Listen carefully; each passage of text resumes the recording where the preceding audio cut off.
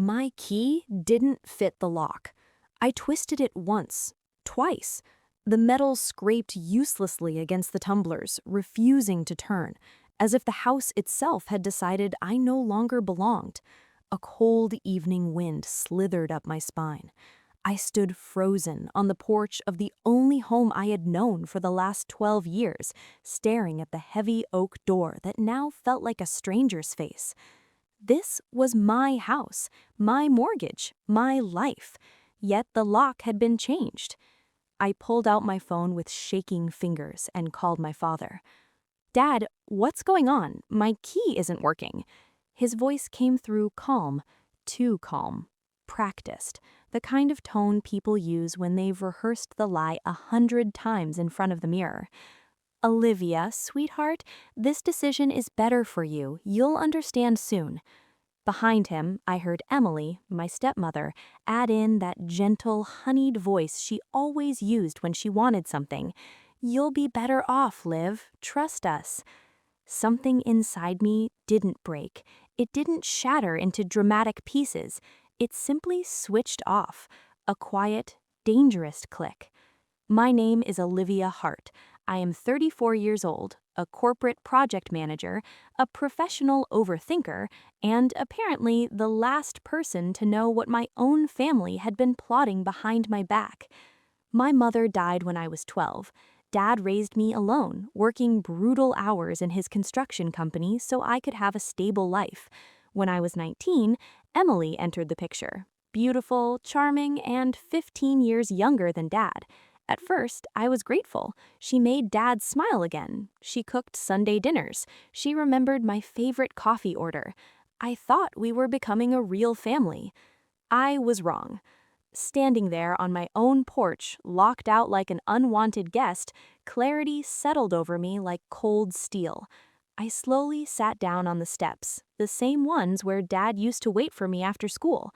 The wood felt hard and unforgiving beneath me. I pulled out my phone again and texted my lawyer, the one I had secretly hired 6 weeks ago when the suspicions became too loud to ignore. They took the bait. File everything. The reply came almost instantly. "Are you sure you're ready for this?" I stared at the locked door, at the porch light Dad and I had installed together years ago, and whispered, "More than ever." People think betrayals explode suddenly, loud arguments, slammed doors, dramatic revelations. Mine didn't. Mine started quietly, like a leaking faucet I kept ignoring until the entire floor was flooded. It began 6 months ago. Dad and Emily started calling and texting more often than usual. Innocent questions at first. "How's work, Liv? Any big projects coming up?" Then the questions grew oddly specific. How much was left in my savings? When did I usually get paid? Did I still have that old safety deposit box? Emily even offered to help me reorganize my important documents one weekend. I stupidly thought it was kindness. She spent hours in my home office, smiling sweetly while flipping through folders. I later realized she had been taking photos with her phone when I left the room for coffee. Then came the subtle comments, dropped like slow poison. "Liv, you're always so stressed with that big house all to yourself. Maybe downsizing would be healthier for your mind." You don't need all this responsibility, sweetheart. Let us manage a few things for you. I brushed it off. Families meddle. Mine just meddled with professional precision. The real fracture appeared on the night of Emily's 50th birthday dinner. We were at an upscale restaurant. Candles flickered, wine flowed. Emily leaned across the table, her smile perfectly calibrated, and said loud enough for everyone to hear, "Olivia, darling, we were thinking this house is becoming too much responsibility for you.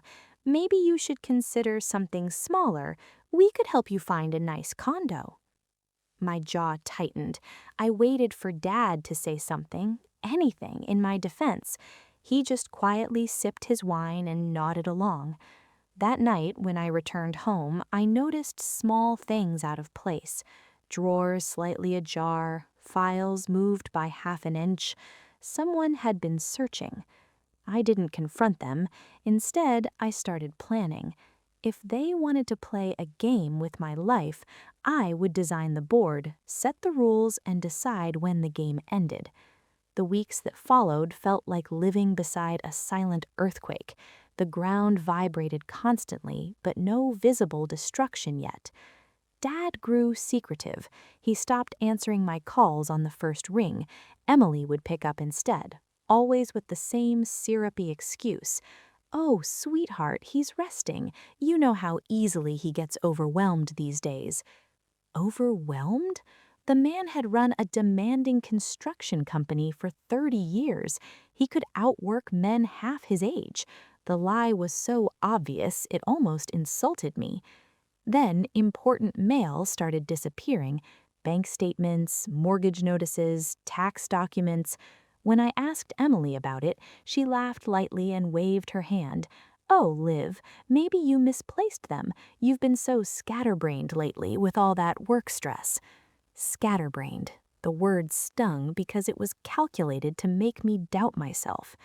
The true breaking point came one quiet Sunday morning. I walked into their house unannounced, carrying a box of Dad's favorite donuts as a surprise. I heard them whispering in the kitchen before they noticed me. Emily's voice was low and urgent. "Once the papers are finalized, she'll have no choice." Dad replied softly, "It's for her own good, Em. She won't fight it. She trusts us too much." My chest tightened so hard I couldn't breathe. Papers? Finalized? No choice? They went silent the moment they saw me standing in the doorway. Emily recovered first, flashing that too wide smile. Dad couldn't even meet my eyes. That was the moment everything clicked into place. They weren't helping me, they were maneuvering me. They were preparing to take everything I had worked for. So I stopped reacting emotionally and started recording everything: phone calls, conversations, even casual texts. I quietly transferred the deed into a protected trust. I replaced every important original document with copies and moved the real ones to a safe location. I hired the best lawyer money could buy and began building an airtight case. They thought I was naive. They thought I was emotional. They thought I was weak. They were wrong. The real betrayal happened on a bright Wednesday morning under a sky so blue it felt mocking. Dad had insisted we talk about something important and asked me to take a half day from work. His voice had sounded urgent, almost shaky. For a moment, I actually feared he was ill. When I pulled into my driveway, my stomach dropped. A large moving truck was parked there. Two strangers were carrying my couch out the front door. My couch, the one I had saved for months to buy. I ran toward them. "That's my furniture. What are you doing?" One of the movers shrugged apologetically. "Ma'am, we're just following orders. The house has been sold." Sold. The word hit me like a physical slap. Emily stepped out onto the porch, wearing designer sunglasses and sipping an iced coffee like it was any normal summer morning. A nauseatingly sweet smile curled on her lips. "Oh, Liv, you're early. We didn't expect you home until tonight." Behind her stood my father, eyes lowered, shoulders slightly hunched. He couldn't even look at me when Emily delivered the final blow. "We sold the house for your own good, sweetheart. You weren't using your money wisely. This was the responsible thing to do." My throat burned with rage and disbelief. "You forged my signature." Emily's smile sharpened. "Let's not be dramatic, Olivia. You should actually thank us." The world tilted violently. For a few seconds, everything went dangerously still inside me. No screaming, no tears, just cold, crystal clear precision. They thought I was powerless. Emily kept talking, clearly enjoying her moment of victory. "You'll stay with us for a while. We already moved some of your things into the guest room. It's better this way. You're too emotional to handle a big mortgage on your own." Too emotional. Funny how that label always appears right before someone tries to crush you. Dad tried to mumble something, maybe an apology, but I raised my hand to stop him. No, don't explain. I understand perfectly now. And I did. They had no idea how deeply I understood. As the movers loaded the last boxes into the truck, I quietly texted my lawyer. They took the bait. File everything. Then I looked up at Emily, who was smirking like she had just won the war. She didn't see the small, dangerous smile forming on my own lips.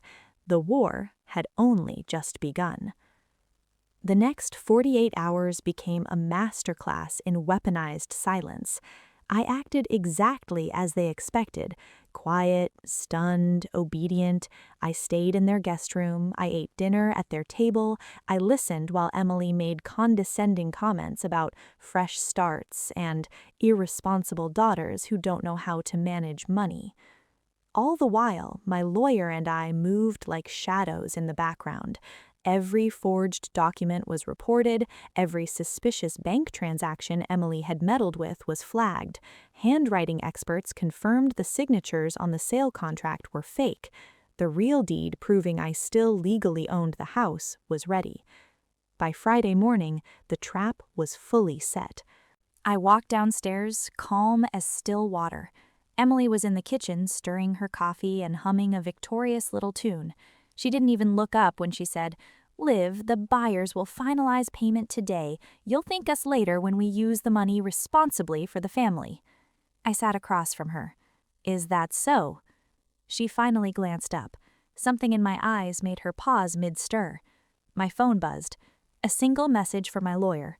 Filed. Court accepted emergency injunction. Sheriff notified. Perfect timing. A heavy fist pounded on the front door. Emily jumped. "Who the hell?" The sheriff stepped inside, badge glinting under the morning light, voice firm and professional. "Emily Wright, James Hart, you're being served. Fraud, forgery, illegal property transfer. You'll need to come with us." Emily's face drained of all color. She lurched to her feet, palms slamming on the table. "This is a mistake. She is the unstable one. Check her history. Check her finances." The sheriff cut her off calmly. "Ma'am, we have substantial evidence. You knowingly executed a fraudulent sale of property you did not own." My father looked older than I had ever seen him. His shoulders slumped, hands trembling. "Olivia, what did you do?" I leaned back in the chair, my voice soft but steady. "Exactly what you taught me, Dad. Measure twice, cut once." Chaos unfolded in slow motion. Emily tried to argue, to twist the narrative, to paint me as the ungrateful, emotional daughter, but the evidence was overwhelming. Neighbors peeked through curtains as the deputies escorted them outside. Emily hissed my name like a curse, mascara streaking down her cheeks. "You ungrateful girl!" I stepped closer, voice quiet. "You stole my home. You forged my name. You decided my entire life for me, and you thought I would just thank you?" My dad paused before getting into the police cruiser. His eyes were filled with regret. "Liv, I never wanted to hurt you." A small, sad ache flickered through me, but it passed quickly. "You didn't just hurt me, Dad. You underestimated me." The car doors shut. The sirens faded down the street. I stood alone in my driveway once again, and took the first clean, deep breath I had taken in months. But it wasn't completely over. 3 weeks later, the final act played out in a quiet courtroom bathed in soft afternoon light. Emily and my dad sat across from me, pale, exhausted, and suddenly very small. Their lawyer tried desperately to argue they had acted out of concern for Olivia's well-being. My lawyer dropped a thick folder onto the table with a heavy thud. Inside were recordings, photographs, bank logs, expert analysis of the forged signatures, and the original deed proving ownership had never legally left my hands. The judge skimmed through the evidence, his eyebrows rising higher with every page. Finally, he looked at me. "Miss Hart, do you wish to pursue full charges?" The courtroom fell into heavy silence. My father wouldn't look at me. Emily glared with pure hatred, but even her fire had dimmed into something broken. I took a slow, steady breath. Yes, I said clearly, but not just for fraud. I'm also requesting a permanent restraining order and full restitution of every cent they attempted to take, including any planned profits from the fraudulent sale. Emily's mouth fell open in shock. My dad whispered, almost broken, "Liv, please." But compassion is not something you hand out freely. It is earned. They had not earned it. The judge's hammer came down with quiet finality. Everything they tried to steal was restored to me. Their accounts were frozen, their reputations were shattered. The house was officially and permanently mine again. As I walked out of the courthouse, warm sunlight touched my face. My phone buzzed with a message from my lawyer. "It's done. You're free." I looked back at the building only once. They thought locking me out would break me, I whispered to myself. Instead, it made me unbreakable.